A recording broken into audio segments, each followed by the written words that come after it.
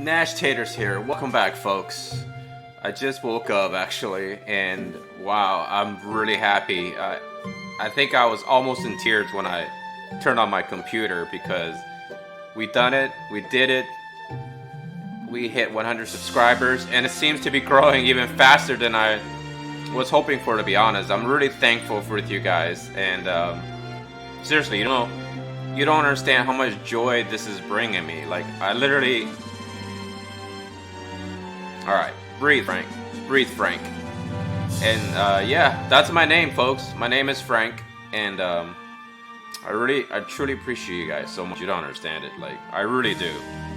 And so I think today's video, I'm just gonna talk about myself, and at the end, I'm gonna also do the 10x summon on my main account, Nashtaters account. So, all right, hope you enjoy.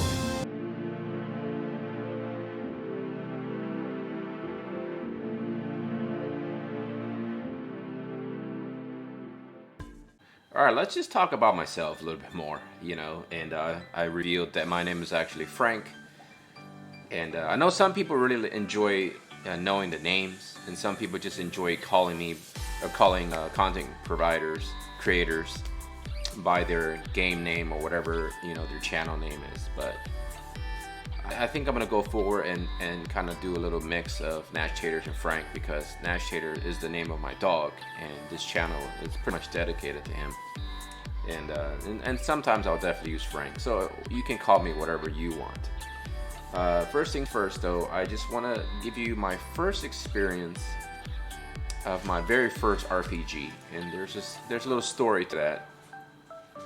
I came to America in 1986 as a young child. And I think some of y'all probably already figured out how old I am, but again, I'll give you the big number on my birthday, which is coming up soon, so I think that's the best time to review my age. Anyways, I came to America in 1986, and we weren't rich. My dad was doing graduate school, and my mom was kind of just doing odd jobs, like waitressing and working to take care of other people's kids, like as a nanny or whatever. So we weren't well off. Clearly, we come from a background where we didn't have a lot of money. But in 1987, this big game came out that I guess nobody knew about.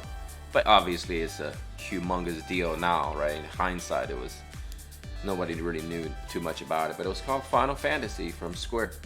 It was the final run. It was the last run, and Square was putting all their effort into this game, because it was called Final Fantasy because literally that was all the money they had to make one last game. If it was going to be successful, great. If not, they were going to shut down. Fast forward to 1989 Christmas. At that time, I believe that's when I got my Nintendo. A little bit before that, and my dad was taking us, shopping for Christmas. And at that time, I lived in Pittsburgh. The first place I ever lived was in Pittsburgh. I love that place, actually.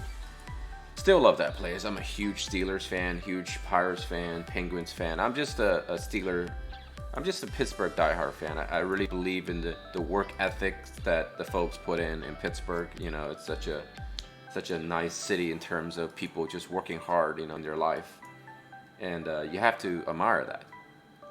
And so I try to put that and implement that into the amount of work I put into my channel, because I'm gonna be honest, I think when I first of all, I didn't really ever thought I would be a YouTube content creator. But now that I'm actually doing it, I realized this work is a lot of work. It's a lot of work. And I think the most of the work comes from editing.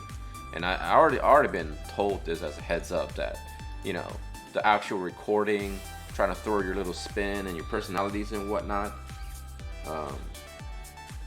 that's natural, but the actual work comes from editing. But moving forward, I hope to get a professional editor so I can even make better editing. But that's ways down the road. But let's go back to the story. In 1989, my dad took us shopping, and we went to this game store, like a toy store, and they have a lot of older stock items, stock that didn't sell well from previous years and whatnot. And I walked up to the cashier stand, and behind the cashier was like a wall of games. And I saw this game. It had an axe and it had a sword crossing. And I was like, I don't know what that is, but I think I'm gonna get that. My dad says, you can get one game, any game you want. Because, you know, the prices were pretty cheap for those games. I think it was like $14.99. By today's standards, I guess that would be like $45. But then again, you know, with inflation and everything like that, everything's relative, right? $45 don't really purchase you a whole lot nowadays. But $15 back in the days is like, you know, it was all right. It wasn't too much. So I was like, I want that game. So, you know, I picked it up, and when I got home, I opened it up and started playing it. And I was like, what is this? I don't understand what's going on. Like, you know, I can control my character around a map, but then all of a sudden the screen goes like crazy, and then now I have to take into this like combat system kind of map thing, or, you know, like a screen, and then the enemies will be on my left side and then my characters will be on my right, but then the enemies don't really do anything. They're just standing there. You know, they're still. You know, this is the time where like Super Mario Brothers, Kung Fu, Metroid, all these badass games, you know, it's a lot of movement. But this game, besides your heroes, you know, moving forward and, you know, do a little arm waving to signify some slashing or whatever, it was new, it was unique. And then I quickly realized the game was just very addicting, you know, as a kid, because each time you kill wolves and goblins and stuff, you gain levels. You get stronger, and you're just like, wow, I want to just keep getting stronger. And the music, you know, I'm sure everybody figured out by now that it's just so good, so well done. The game was so well put together, you know, kudos to that team. And turns out the Final Fantasy wasn't really Final Fantasy. It was the beginning of an empire. And I'm really glad they did, because that was my first experience with an RPG. And I never looked back ever since. My first experience with gacha games was roughly, I think, 10 years ago. I played this game called G.I. Joe. It's like a collectible card game, battle game that was on mobile at the time. And man, I tell you, I was so addicted. It was just so fun. Every week you're anticipating getting a new character. And G.I. Joe was pretty much my first love. And growing up in the 80s, you know, you can't help but to love G.I. Joe. And I'm a huge 80s dude. Like, I love 80s and early 90s. So, like, G.I. Joe, Saturday morning cartoons, big bowl of cereal, wrestling. That was just the life, man. Like, every cartoon intro had, like, inspiring music, you know, with some person, adult band or whatever, singing the theme. They're so good. It's just so inspirational, and it seems like there was so much substance into the work people were putting in back in the days. Nowadays, you actually have to like dig and scroll through all the different shows and stuff they put on TV and YouTube and Netflix or whatever, and you have to find those special gems now. You know, I feel like it's a lot of work just to even find entertainment. But back in the day, it seems like everything they put out was entertainment, good entertainment. But anyway, so that was my first experience with a gacha game. My first experience actually witnessing a gacha machine was probably when I was a kid as well. You know, like when you're a kid growing up in the 80s and stuff, you would go in front of like, I guess, Kmart and Rite Aid. I don't know if you guys remember Rite Aid, Woolworth. And they have these little machines, you know, maybe they're like 3 feet tall. And on the very top, it would showcase like the different things you can obtain from that machine, and it will cost you like a quarter. You would put a quarter and you would turn a knob like twice. For some reason, you have to do it twice, and then this little ball shoots out, and you got to get rid of the plastic, and you twist in the middle, and wham, you get this item. You don't get to see what the item is, but you kind of see what the possibility of you can getting it, right? And I remember I used to like buy like those little sticky hands, like you would fling the hand, and the hand's kind of sticky, and it would hit like a piece of paper, and you could bring it back to you, or the little NFL helmets and things like that. That was probably the first gacha in real life that I experienced I ever had. But I finally got to experience true gacha, like in terms of the term gacha, right? And that was in Japan.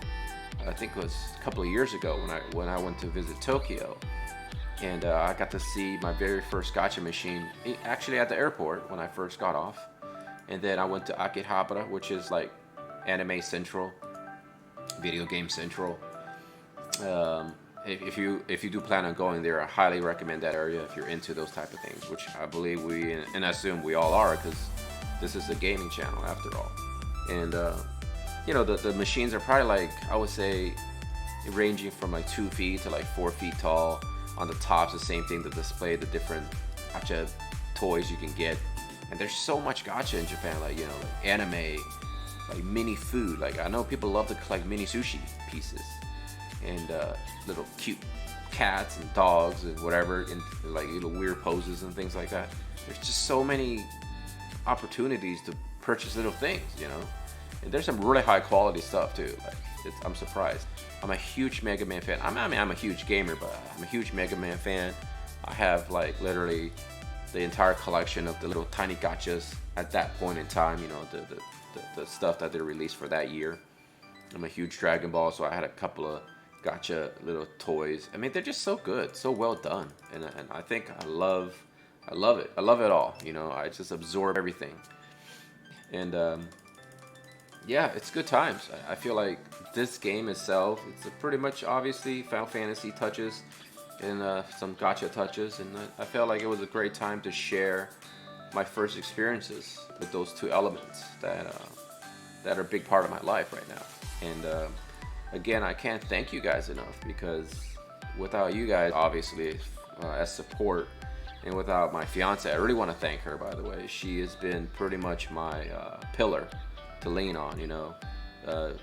Like she would be doing her thing, and I would just be, you know, spending most of my time in front of the computer. I have half of my computer on split with the screens of my subscriber account, and then, you know, I got my Water Visions and other games I'm running in the background, and I'm kind of just like staring at it. It kind of reminds me of that scene. I don't know if you guys are into some of the shows that I watch, but one of the big shows that I feel like is one of the best ever created is Breaking Bad, right? There was this scene where, of course, if you haven't seen it, I'm not going to ruin it for you in terms of content, but there was a scene where they were just like the main characters were staring at the computer screen, watching the situation going down, where the numbers just kept rising. You know, a website they were creating, and they were having numbers, and it just kept rising, and then it made a little sound, like it made a little ding sound, and just kept going, and they were so excited. In fact, they were like eating their lunches and dinners and stuff in front of the computer, just watching the numbers go up. That's kind of like what I was doing. I was actually thinking of making a skit to show that, but you know, that's going to take a lot of work and time, and I'd rather at this point in time put in that time and effort making more videos and improve my videos. But yeah, that's how I felt like. Like, I would yell out, "Oh, I'm at like 82," and she's like, "All right, babe, good job," you know. And she put a lot of effort in for me too. Like, she did the Taro Tots approved symbol. That took a while. I think that took like good 30-40 minutes to do. And we just want to see, you know, cute little elements that we can implement into my content. And I think it's getting good reception, because clearly the last few videos I put up, people are really giving me good positive feedbacks. People seem to be really receptive. I did notice that on the Father's Day, there's always trolls. I mean, we all know there's always trolls on the internet. Why would anybody put a dislike on a video like that that's contributing to a Father's Day? I don't get it. You know, I don't understand it. But it is the internet. It is what it is. And end of the day, you can't let the little negativity things drag it down. You got to keep putting your head up, and you got to keep moving forward. And that's my plan. I plan to put out better content, higher quality content, because at the end of the day, you all start small. And I watched a lot of powerful YouTubers, right? Popular YouTubers, whatever. And I always like to go back to their very first video they uploaded, if they didn't take it down, whatever. And it's crazy, amazing, the transition and the metamorphosis, if you will, that people go through in terms of their very first video they put up compared to the most recent. And the editing, the software they use, I assume it's just professional grade. It's just, I can't wait to get to that point one day, because I really have so much going on in my brain constantly that I want to put on the screen, you know. Like I said, I mentioned before, I really wanted to get into the entertainment business, and I really did. But the chance of you being successful in that is like 1 out of 300 million. It's kind of like you have to win the lottery twice, you know, in the state of Florida. or get struck by lightning 2 consecutive times. You know, that's your odds of making it big. But I feel like YouTube is a really good platform for people to have their own imprint, you know, and show the world what they're capable of. And so I'm really excited moving forward on this channel. I have a lot of things I want to plan out. I think when we hit 200 subscribers, at this rate, folks, I think we're gonna get that like a lot sooner than I'm thinking. You know, like I doubled my subscribers in the last 9 days, and if I can keep it at this pace, which I hope it does happen, we're gonna be like blasting through these goals. I'm gonna pretty much run out of things to talk about myself. But you know, and I don't think that's necessarily a bad thing. Oh my God, sorry, I'm not like active. So you know what? Let's put on some battles. But yeah, so I'm excited, and I can't wait to. This is my main team. I'm just gonna use my farm team. This is my farm. I'm starting to level this guy up too a little bit. He's really good, actually. I really enjoy him. And don't sleep on Phoebe. I think I will make a review video of her. I hate that word, but she's really good. New chapter. This is I'm on chapter 6, scene 3, and I'll get it all done so I can get more gems and levels and stuff. But yeah, there's so much things that I really want to do for this channel, and I think I'm getting really strong positive feedbacks and comments about how to improve stuff, and I'm really happy for that, because end of the day, I love to say that end of the day. Have you noticed that? End of the day, it's a channel that's entertainment, right? Like I know a lot of people really enjoy guides and things of that nature, and believe me, I don't mind doing those, and I really want to improve on doing those, because those are the hardest ones to do, because you want to make sure you got your facts straight. You don't want to make too many mistakes, because people feel like, why is this guy trying to tell us stuff if he doesn't know what he's talking about?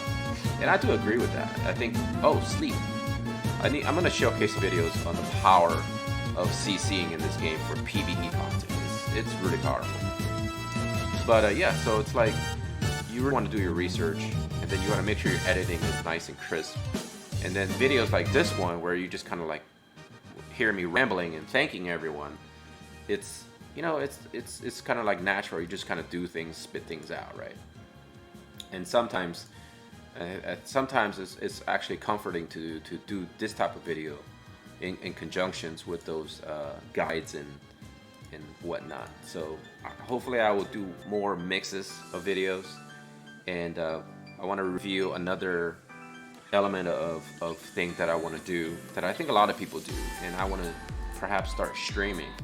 I'm going to start a Twitch account, and I don't think it's a good time to do it now, because one, I don't have the equipment to do it, and two, it's going to take also a lot of work to try to transition folks from YouTube support to Twitch support.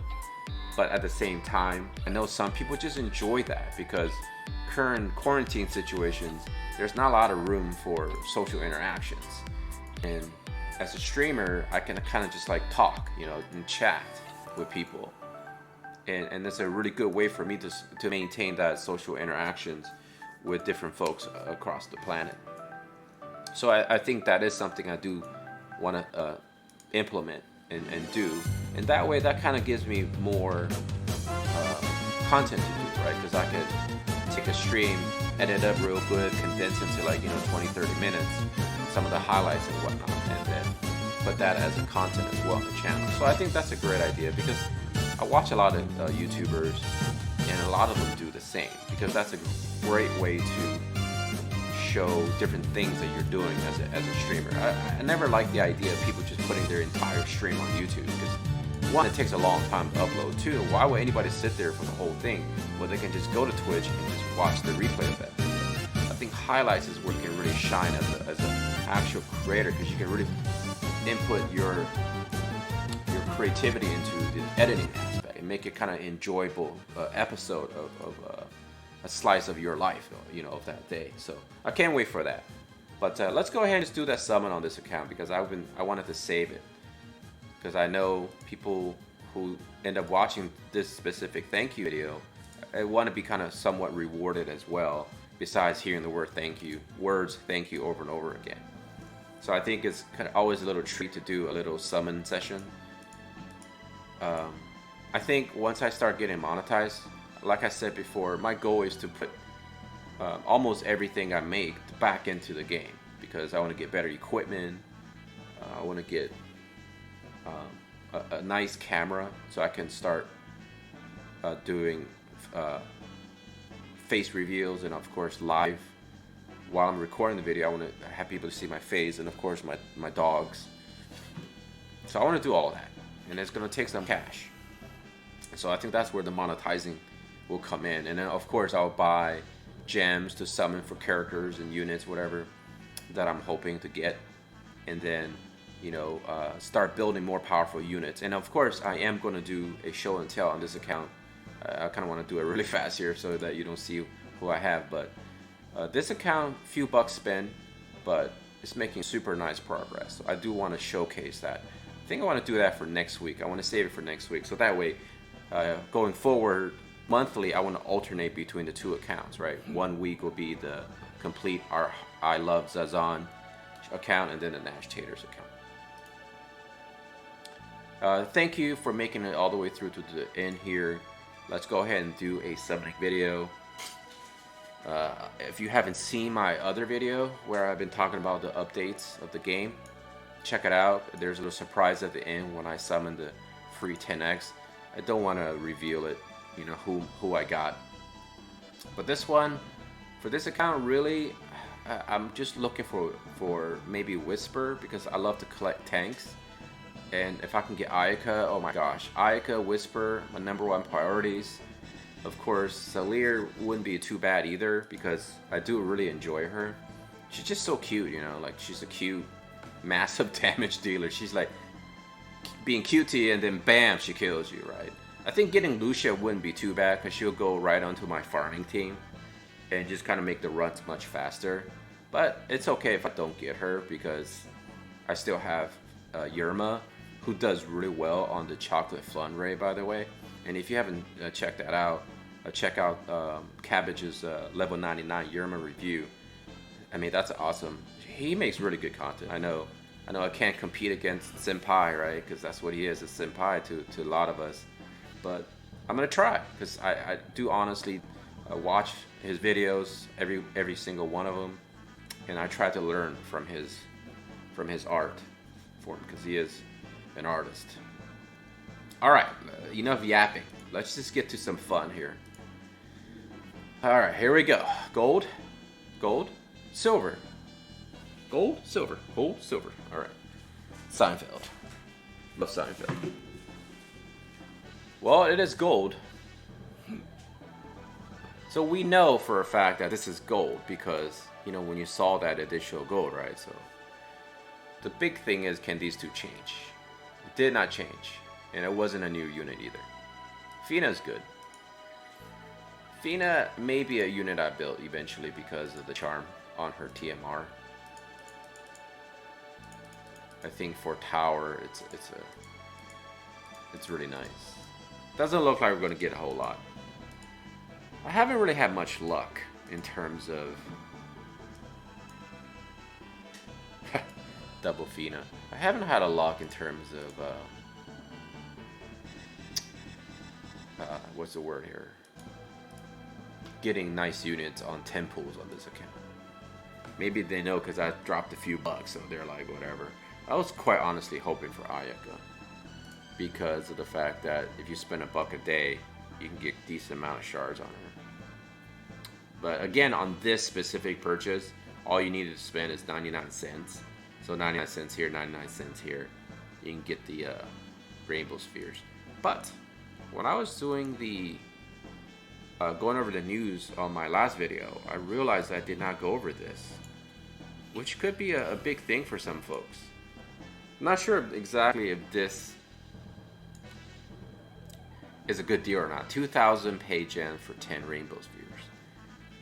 So at $80, you can buy 5,000 pay gems.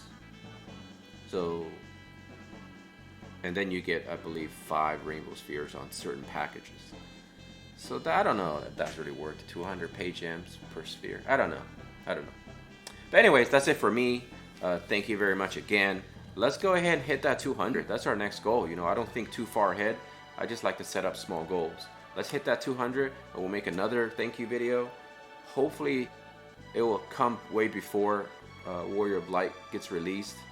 But either way, I'm going to make a video clearly summoning for Warrior of Light because I can't wait for that unit.